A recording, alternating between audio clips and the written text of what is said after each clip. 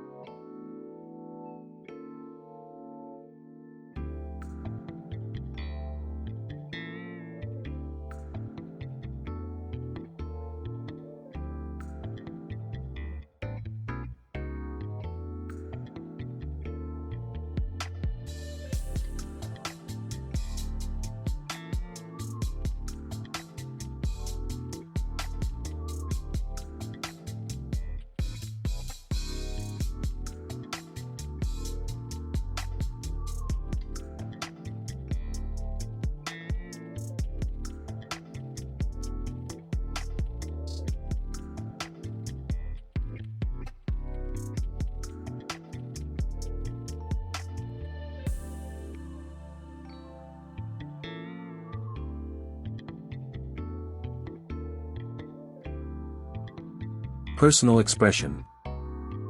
Because you are literally sculpting by hand, every curve, bead, and line is a reflection of the artist's patience and vision. It is more than decor, it is a labor of love. Creating these pieces is a journey of patience. It starts with a base, moves to sketching the structure, and then the magic happens. Modeling, applying the clay to create the form. Detailing, using fine tools to add intricate patterns, like the jewelry on the figure.